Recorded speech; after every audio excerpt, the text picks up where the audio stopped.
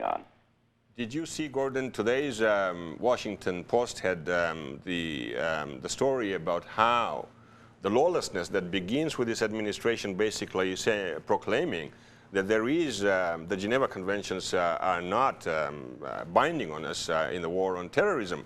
And the Washington Post today had an extremely interesting series of articles about the path that led to Abu Ghraib and what we are seeing in Abu Ghraib. This is a slippery slope down which we went.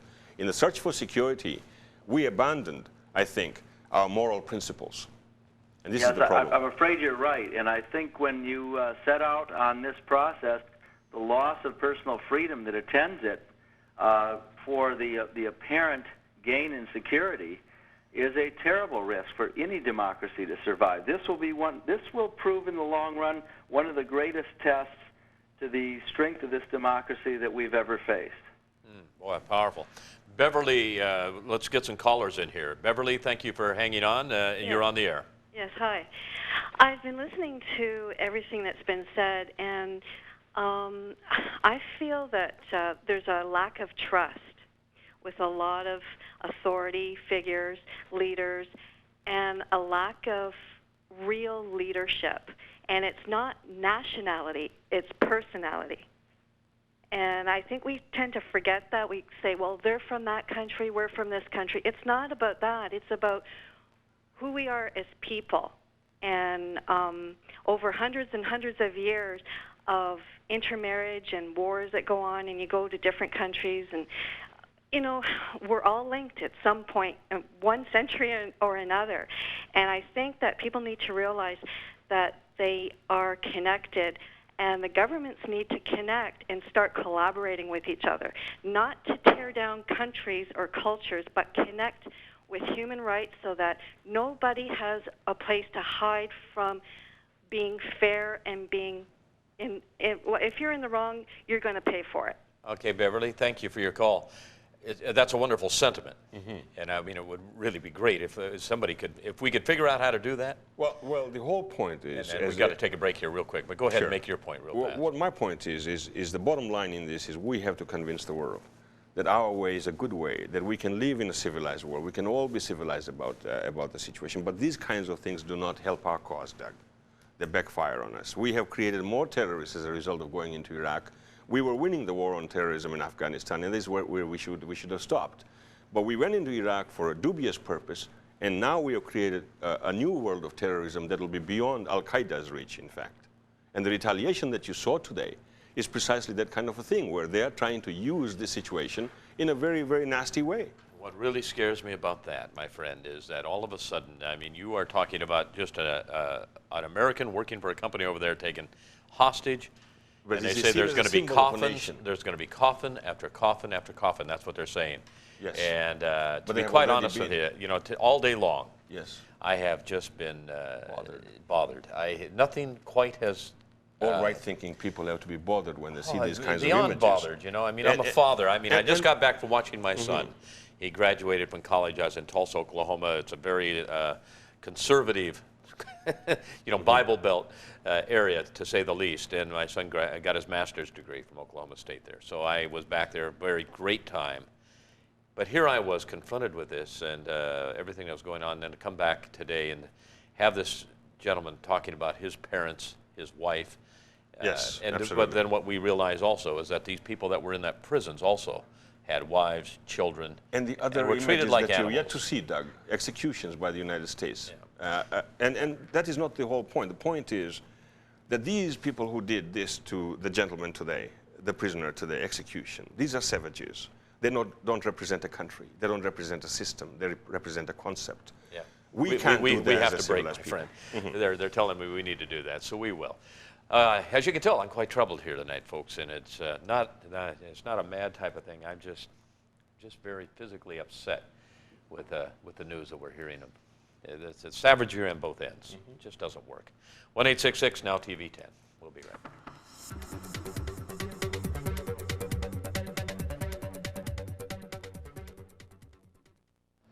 It's on the front pages of newspapers around the world and in all the headlines for this past week and over the weekend.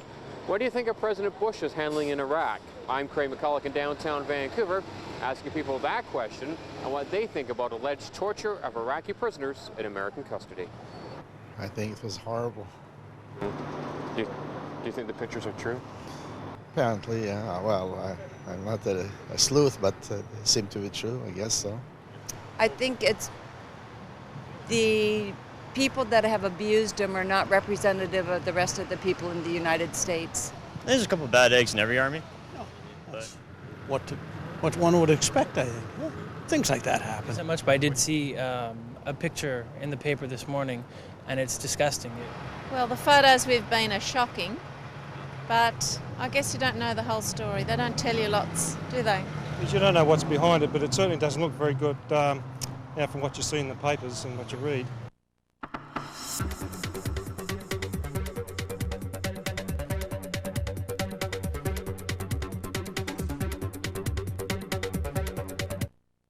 Online is brought to you in part by Lakota. Safe, natural, effective relief for arthritis pain. When your shocks are shot, bring your car to Budget Brake and Muffler, your ride control experts. Mo, you guys do more than brakes and mufflers. Yes, we do just about everything. We're the friends of the family car in Fleetwood. Budget. Now you can skip retail and buy almost anything for your home direct at insider prices, just like the stores do. In the 3 years, $10,000 we've saved. We've saved approximately $9,000. Well over $10,000. We've saved over $20,000. How is this possible? How can you buy like the stores do? It's simple with Direct Buy, the #1 way to buy direct for your home. It's an entirely new way to buy home furnishing, cabinetry, carpeting, lighting, bathroom fixtures, appliances, electronics, just about everything and anything for your home, all available at confidential insider prices. Direct Buy is a private, members-only showroom and design center. Direct Buy members have stopped losing the money you pay in retail markups. Join the insiders who are already enjoying the many benefits of buying direct.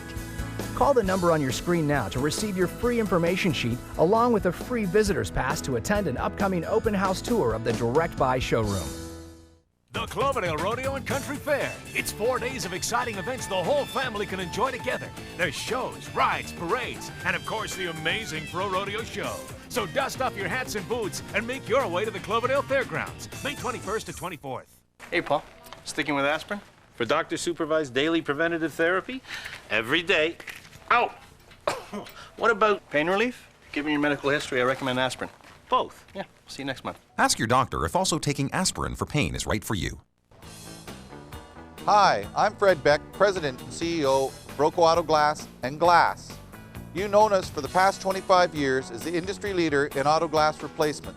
But did you know Broco is one of the industry leaders in residential glass and commercial glass, providing the best in quality, reliability, and service for your auto, home, or business since 1978. Don't take a chance with your glass. Call Broco.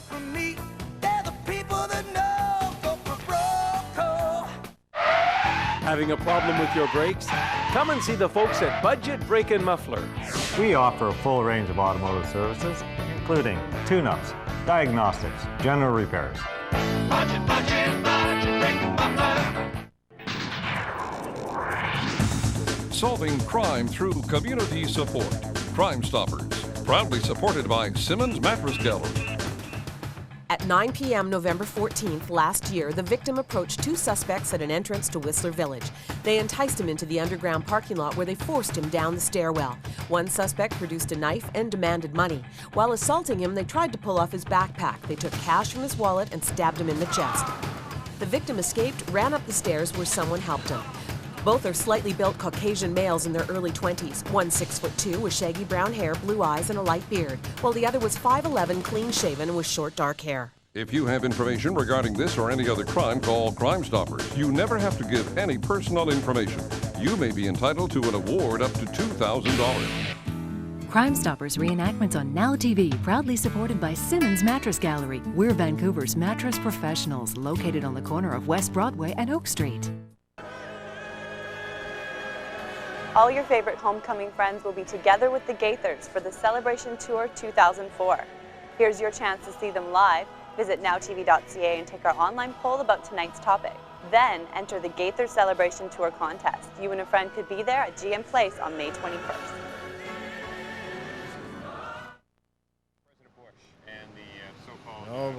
Ally of what do they call it? The coalition of the willing. Do you think they should stay or go from Iraq? Oh, there's no question. They should not be anywhere near Iraq. I don't really think they have a responsibility or a right to be there in the first place.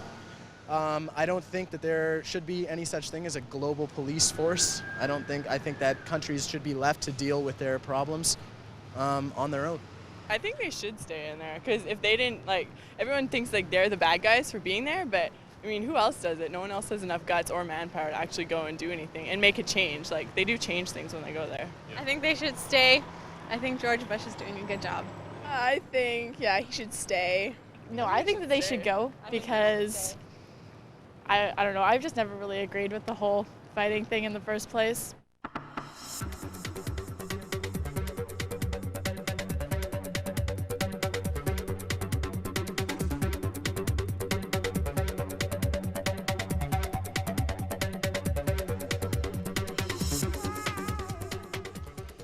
Welcome back to Online 60 Minutes. My name is Doug Kooy. Salim Jiwa is with me, crime and terrorism reporter for the Province newspaper. On the phone from New York City, right in the middle of Manhattan, actually, Manhattan. Gordon Pennington is with us. And Gordon, nice to have you with us tonight. We are in a quagmire here, to say the least. We've been talking about just what this is, and this is really kind of the tip of the iceberg. Yes, it is. As far as our media relations problem. And what Gordon has talked about, not to put words in your mouth, Gordon, is the image of America and how it has been tarnished, and the fact that there is a moral decay, even though it is a country, Christian country, based on Christian values. And all of a sudden we have seen some very barbaric type of things happening that has really hurt the image of the United States. Is that about right, guys? Gordon? Yeah, well, it's certainly barbaric. There's another dimension to the whole story, and that is the feelings of the Iraqi people themselves. I had an opportunity to speak with the commander of the 82nd Airborne, whose troops principally control the areas in and around Baghdad after they'd come back after a year tour of duty recently. And one of the things he pointed out to me was how pleased and grateful and happy most of the citizens of Baghdad under their jurisdiction were that someone had come and taken their plight into consideration. We're helping them rebuild their infrastructure, their schools, restore order. Most of the people in Iraq are very, very pleased and are happy that somebody has come to their aid. However, it's a very small and very dangerous minority that are undertaking these actions.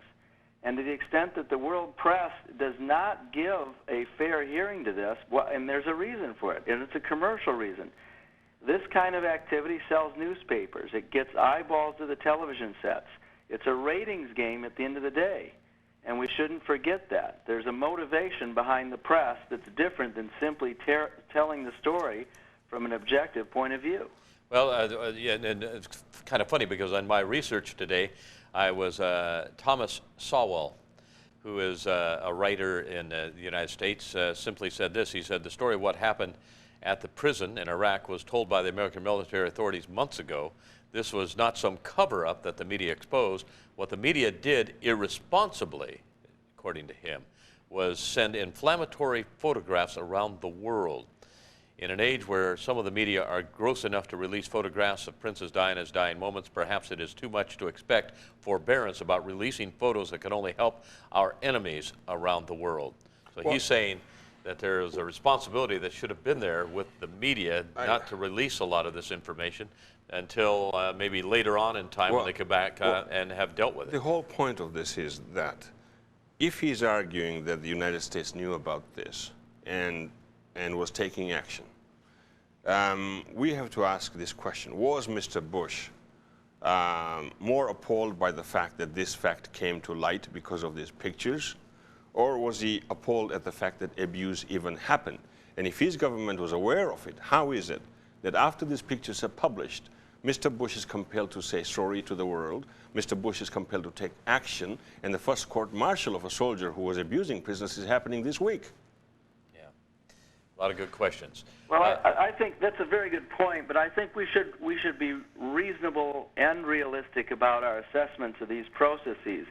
Justice takes a long time. In our own country, even processing claims, there's an athletic team that had been charged with being involved in a rape situation here recently in Colorado. Kobe Bryant. Look at how long it's taken to bring this very wealthy athlete to justice, to the extent that he's going to have his day in court soon. This has taken months and months. I'm not certain that that's a result of a cover-up, and I'm not certain that an incident, however gruesome and brutal it is in a prison in Iraq, is something that's always going to gain the immediate attention of the commander-in-chief. Whether it should or not is another debate. But when you consider the myriad number of factors that have to be considered every day to run this war internationally, and Iraq isn't the only fight, and it's not the only front where we have a military presence in the world today. Unfortunately, as one of your viewers said, Doug, as I heard the interviews on the street earlier, it's a shame we have to have a nation that occupies the role of being an international policeman. But unfortunately, one of your other viewers said at least somebody's doing it. So I think many Americans feel we're damned if we do and we're damned if we don't. So where do you stand on this, Gordon? Should the United States be the world policeman, or should it let other people decide what they want to do with their lives? Well, I think, of course, there should be a process of self-determination in the world, but whose voice rises to the top is a big question. Look at Bosnia-Herzegovina, look at Croatia, look at Francois Mitterrand's visit to Sarajevo, when he declared that this is an egregious human rights violation and a problem in Europe's backyard that Europe's going to take care of. Brent Scowcroft went to George Herbert Walker Bush and said, this is precisely what should happen. Europe should take care of this. Mitterrand got back on his jet, flew back to France, and promptly began to do absolutely nothing to fulfill his word. Finally, the hue and cry went out and said, where are the damn Americans? Don't they care? They have all this military influence, and they do nothing to intervene in this horrible situation.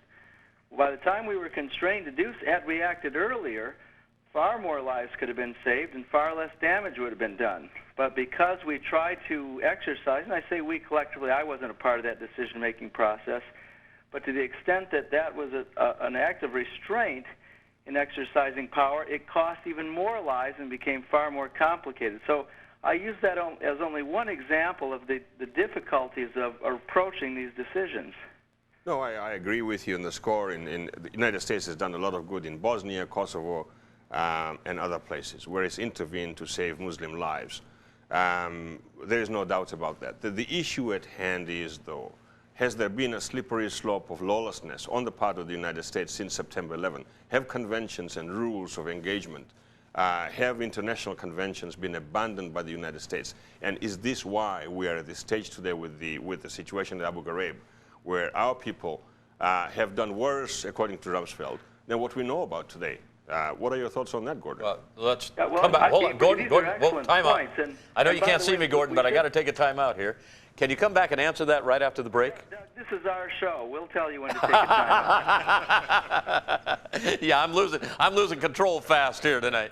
But I tell you, I'm fascinated, and we also have some calls. I'm going to get Lauren. Lauren, you're going to be on right after the break.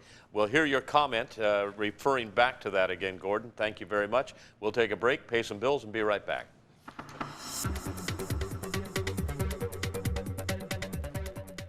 Clothing for online is provided by The Bay, Langley. Seasonal men's and women's fashions for all occasions. More than you came for at The Bay. Online is brought to you in part by Lakota. Safe, natural, effective relief for arthritis pain. Hey, you're coming downtown anyway.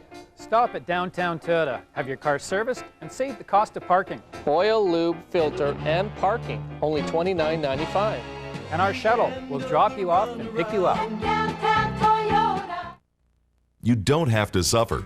Premier Bathrooms brings freedom to your life. My wife had a fear of falling in the bath. I was having difficulty getting in and out the regular bathtubs. Premier Bathrooms' custom bath and shower enclosures are easy to step into, feature sturdy hand grips and safety bars, secure locking mechanisms, and comfortable seats.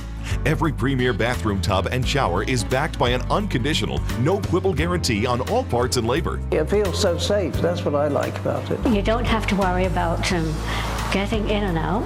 Very, very happy I've got it. What better thing is there? Premier walk-in baths come complete with bath fittings and accessories to bring value and beauty to your home. Ease away tension and pain with Premier Bathrooms' patented hydrotherapy jets. Premier Bathrooms has meant freedom and safety to thousands of customers across Europe and North America. Call 1-888-567-6718 for a free information kit.